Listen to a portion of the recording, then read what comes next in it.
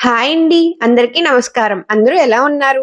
Last వీడియోలో మనం పాండురాజు పట్టాభిషేకం, ధృతరాష్ట్రుల గాంధారి వివాహం మరియు శకుని యొక్క నిర్ణయం గురించి తెలుసుకున్నాం. ఒకవేళ మీరు చూడకపోతే వీడియో లాస్ట్‌లో పిన్ చేస్తాను, తప్పకుండా చూడండి. ఈ రోజు మనం ఈ వీడియోలో కుంతి, మాద్రి, పాండురాజుల వివాహం మరియు పాండురాజు యొక్క శాపం గురించి తెలుసుకుందాం. వీడియో లాస్ట్ వరకు స్కిప్ చేయకుండా చూడండి. ధృతరాష్ట్రుడు గాంధారి వివాహం తరువాత భీష్ముడు పాండురాజుకు వివాహం చేయాలని నిశ్చయించుకున్నాడు. అయితే యాదవరాజైన శూరుడు తన కుమార్తె పృథను తన మేనత్త కుమారుడైన కుంతిభోజునుకు సంతానం లేని కారణంగా పెంచుకునేందుకు ఇచ్చాడు. ఆమె కుంతీదేవి.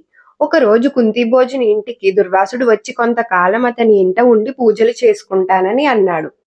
కోపిష్టి అయిన దుర్వాసునికి ఓర్పుగా సేవలు చేయడానికి కుంతిభోజుడు కుంతిని నియమించాడు. ఆమె అతి శ్రద్ధగా అతన్ని సేవించింది. దుర్వాసుడు వెళ్తూ కుంతి సేవలకు మెచ్చి ఆమెకు ఒక మంత్రాన్ని ఉపదేశించి ఆ మంత్రబలంతో కోరిన దేవతలు వచ్చి కుమారులను ఇవ్వగలరని చెప్పాడు. ఒకరోజు కుంతి గంగా స్నానం చేసి సూర్యునికి ఆర్ఘ్యం వదులుతున్న సమయంలో దుర్వాసుని మంత్రం గుర్తుకు రాగా ఆ మంత్రాన్ని పరీక్షించాలని అనిపించింది. వెంటనే ఆమె మంత్రం పఠించి సూర్యుని పిలిచి దేవా, నీ వంటి కుమారుణ్ణి ప్రసాదించు అని వేడుకుంది. కుంతికి ప్రత్యక్షమైన సూర్యుడు ఆమె తను కన్యని వాదించినా వినక తన దర్శన మంత్ర మహిమ ఊరికే పోదని చెప్పి ఆమె కన్యత్వం చెడదని హామీ ఇస్తూ సహజ కవచ కుండలాలతో కుమారుణ్ణి ప్రసాదించాడు. కుంతిదేవికి ఏం చేయాలో తోచని సమయంలో అమూల్యమైన రత్నాలతో పొదగబడిన బంగారు పెట్టి ఒకటి నదిపై తేలుతూ వచ్చింది. లోకోపవాదాలకు భయపడిన కుంతీదేవి అమితమైన వేదనతో ఆ కుమారుణ్ణి ఆ పెట్టిలో పెట్టి గంగా నదిలో వదిలివేసింది. సహజ కవచకుండలాలతో పుట్టాడు కనుక అతనికి కర్ణుడు అనే నామధేయం కలిగింది. నదిలో తేలుతూ పోతున్న ఆ పెట్టి ఒక సుతుని చేతిలో చిక్కింది. అతనికి సంతానం లేని కారణంగా అతడు ఆ బాలుణ్ణి భార్య రాధకు ఇచ్చి పెంచమన్నాడు.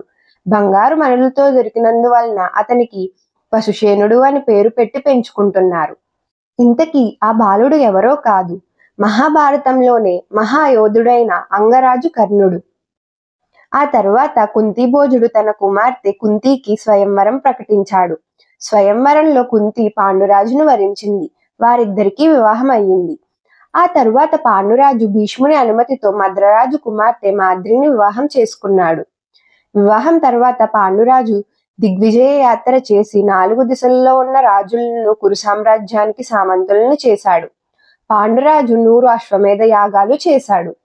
పాండురాజుకు వేటంటే చాలా ఇష్టం. అయితే ఈసారి వేటకి కుంతి, మాద్రీలను కూడా తీసుకుని హిమాలయాల్లోని దక్షిణ లోయ వైపు విహారానికి బయలుదేరాడు. పాండురాజు భార్యలతో క్రీడిస్తూ అడవి మృగాలను వేటాడుతూ విసుగు విరామం లేకుండా కాలక్షేపం చేస్తున్నాడు. వారికి కావలసినవన్నీ హస్తినాపురం నుంచి అందుతున్నాయి. ఒకరోజు ఎంత తిరిగినా జంతువులు కనపడకపోవడంతో అలసిపోయిన పాండురాజు ఒట్టి చేత్తో తిరిగి వెళ్లడం కంటే వేటగాడికి మరో అవమానం లేదు అని భావించి తిరగగా చివరికి ఒక జత కడుతూ పారవశ్యంలో మునిగిన లేళ్ల జంటను కనపడడంతో క్షణం కూడా ఆలస్యం చేయకుండా 5 బాణాలను వేసి ఆ రెండింటినీ పడగొట్టాడు. బాణం తగిలి తీవ్రమైన బాధతో మనుష్యవాక్కుతో మేము ఋషి దంపతులము, కిందముడు అనే తపోదీక్షితుణ్ణి. మానవ రూపంలో ఈ పని చేయడానికి సిగ్గుపడి లేళ్ల సంభోగం చూసి కుతూహలంతో ఈ రూపం ధరించాము. అయినా నువ్వు రాజవంశంలో జన్మించిన రాజువి. ఎన్నో రాజనీతి శాస్త్రాలు చదివి ఉన్నావు. పరిగెత్తు లేని వాటిని, సంభోగంలో ఉన్న వాటిని, ప్రసవంలో ఉన్న వాటిని, రోగంతో ఉన్న వాటిని కొట్టకూడదు అని తెలియదా? జంతువులను వేటాడే వృత్తే ప్రధానంగా ఉన్న వాళ్ళు కూడా ఈ స్థితిలో ఉన్న వాటిని వేటాడరు కదా అని ప్రశ్నించాను అని అంటూ నీవు నీ భార్యలను చేరిన మరుక్షణం మరణిస్తావు అని ఋషి శపించాడు.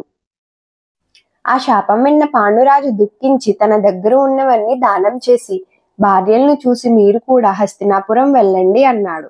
వారు వెళ్ళటానికి నిరాకరించి భర్తతోనే ఉండిపోయారు.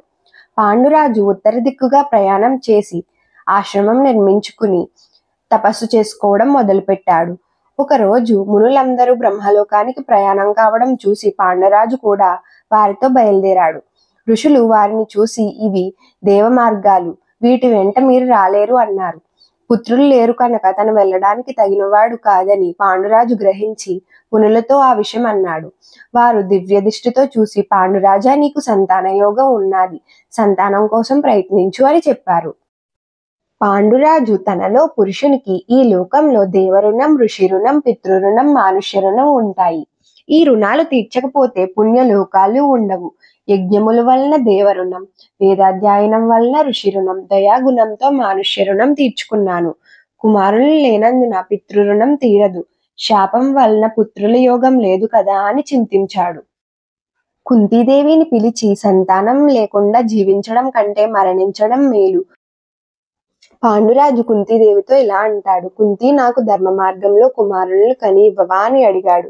కుంతి పుత్రులు 6 రకాలు. ఔరాసుడు, సహదేదుడు, కృతుడు, పౌనర్వార్భవుడు, స్వయందత్తుడు, జ్ఞాతుడు. వారిలో ఔరాసుడు క్షేత్రజ్ఞుడు ముఖ్యులు. ఔరాసుడు పుట్టే యోగ్యత మనకు లేదు గనక క్షేత్రజ్ఞుడు మేలు. దేవర న్యాయంతో పుట్టిన పుత్రుడు ఉత్తముడు. పూర్వం కేకయ రాజుకు సంతానం లేని కారణంగా ఆయన భార్యను ఆ కార్యానికి నియోగించగా ఆమె పుంసవన హోమం చేయించి ఋత్విజ్ఞుల ద్వారా 3 కుమారులను పొందింది కాబట్టి క్షేత్రజ్ఞులను కని ఇవ్వు అని వేడుకున్నాడు. బదులుగా కుంతీదేవి, రాజా, మీ ధర్మపత్రులమైన మేము వేరెవ్వరినీ తలుపలేము. పూర్వం పురువంశంలో ద్యుతితశ్వుడు అనే రాజు 100 అశ్వమేధ యాగాలు చేశాడు. ఆయన విపరీతమైన భోగలాలస్తో క్షయారోగం వచ్చి మరణించగా అతని భార్య అతన్ని స్మరించి సంతానవతి అయ్యింది కనుక పాండురాజా నువ్వు కూడా అలా సంతానాన్ని పొందవచ్చు అన్నది. పాండురాజు కుంతి చెప్పిన మార్గం ఆచరణ సాధ్యం కాదని అనుకున్నాడు. పాండురాజు కుంతితో, పూర్వం స్త్రీలు సర్వస్వతంత్రులు. వారు భర్త అనుమతితో కాని భర్త అనుమతి లేకుండా కాని సంతానవతులయ్యేవారు. ఒకరోజు ఉద్దాలకుని భార్య ఋతుమతి అయిన తరుణంలో ఇంటికి అతిథిగా వచ్చిన ఒక వృద్ధ బ్రాహ్మణుడు ఆమె యందు సంతానం పొందాలని అనుకున్నాడు. అది చూసిన ఉద్దాలకుని కుమారుడు కోపించి అది ధర్మ విరుద్ధమని భావించాడు. ఆ రోజు నుండి అతడు స్త్రీలు పరాయి పురుషులను కోరకూడదని, ఇలా చేస్తే పాపం వస్తుందని కట్టడి చేశాడు. అప్పటి నుండి స్త్రీలు భర్త అనుమతి లేకుండా పరపురుషుణ్ణి చేరడం లేదు కానీ భర్త అనుమతితో పొందవచ్చు.